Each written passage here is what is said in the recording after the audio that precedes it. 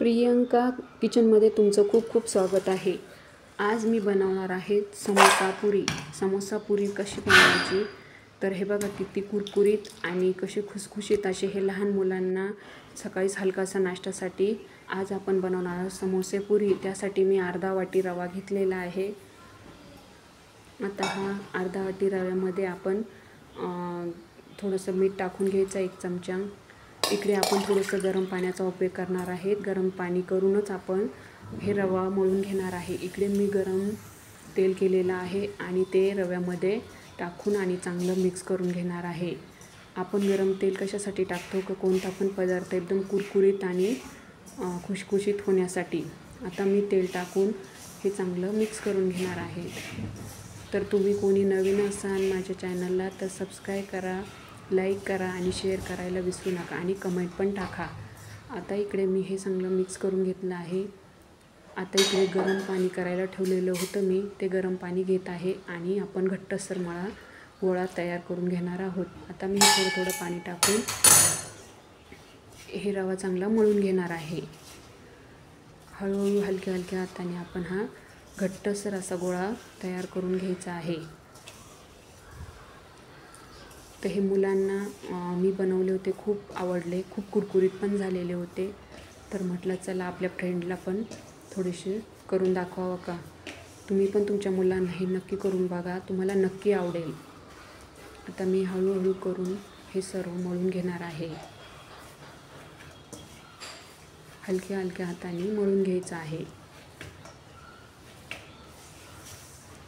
याला खूप पाणी नाही लागत, थोडं पाणी टाकायचं आहे आणि घट्टसर मळायचं आहे। जास्त मऊ पण नाही मळायचं आहे, थोडं घट्टसर राहू द्यायचं आहे। आता हे मी मळून घेतलेलं आहे। तर हे बघा किती छान असं आपण हा घट्टसर गोळा मळून घेतलेला आहे। तर आता आपण हा मळून झालेला आहे। आता इकडे मी एक कटोरा घेतला आहे, त्यात तो गोळा ठेवलेला आहे आणि वरून झाकण ठेवून मी 15 मिनिटं मुरत ठेवणार आहे।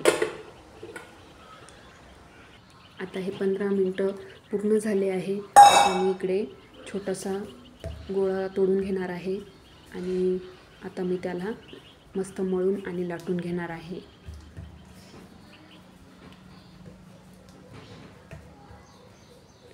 तर आता मी एक छोटा गोळा घेतला आहे, आता मी त्याला लाटून घेणार आहे। खूप जास्त पातळ पण लाटायचं नाही आणि खूप जास्त जाड पण नाही ठेवायचं, मध्यम आकाराची पोळी आपण लाटून घेणार आहोत।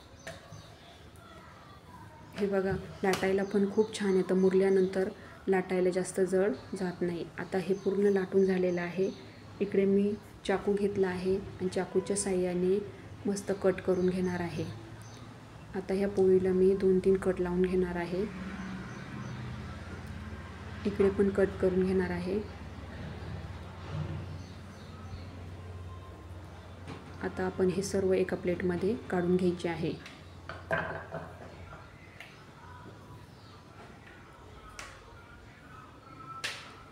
आता इकडे ही मी पिठाचं हे घेतलं होतं आणि आपण हा समोसा आकार देऊन कट करून घ्यायचे आहे।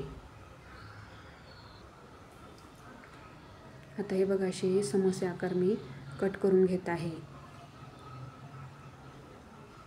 तुम्हाला हवे त्या आकाराचे तुम्ही कट करू शकता। आता मी हे सर्व कट करून घेतले आहे। तर हे बघा अशा पद्धतीने हा समोसा आकार तयार होतो आणि खूप झटपट अशी ही रेसिपी तयार होते। आता मी हे सर्व कट करून घेतलेले आहे। आता इकडे कढई तापत ठेवलेली आहे। आता मी हे समोसे तळून घेणार आहे। आता हे सर्व करून मी सर्व त्या तेलामध्ये टाकून घेणार आहे।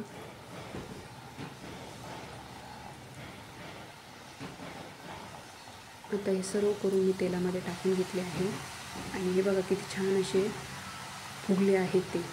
हे बघा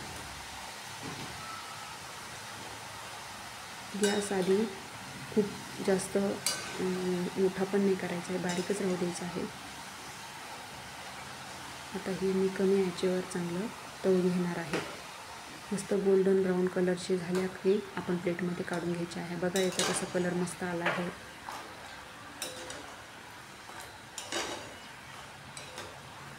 तर आता हे पूर्ण समोसे मी तळून घेतले आहे बघा.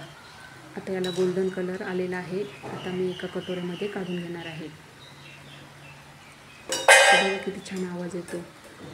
असे कुरकुरीत आणि खुसखुशीत समोसे तयार होत आहे मसालेदार. आता इकडे हे सर्व करून झाले आहे. आता आपण त्याच्यावर थोडं मीठ टाकून घेऊया.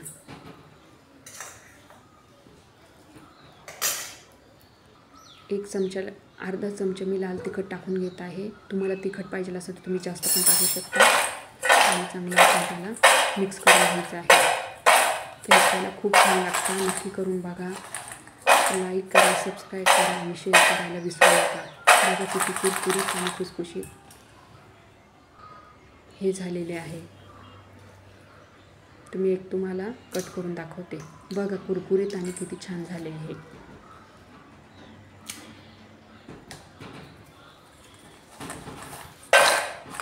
मसालेदार समोसे.